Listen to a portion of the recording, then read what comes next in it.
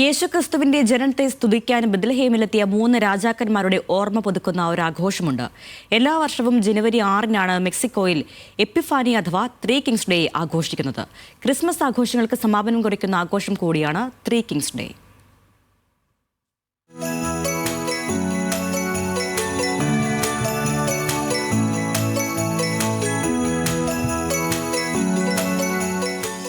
Christmas ആഘോഷങ്ങളുടെ പരിസമാപ്തി Mexico നഗരത്തെ ഉത്സവ നിറവിലാക്കി എപ്പിഫാനി ആഘോഷം.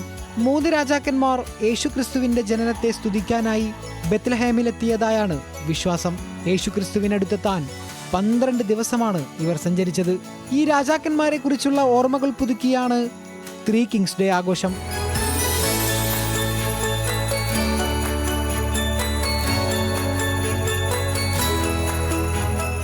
ആഘോഷങ്ങളുടെ ഭാഗമായി മെക്സിക്കോയിൽ ഗവർണർ ക്ലാര ബ്രുഗാഡ കുട്ടികൾക്കും മാതാപിതാക്കൾക്കും സൗജന്യമായി കേക്കും കളിപ്പാട്ടങ്ങളും വിതരണം ചെയ്തു.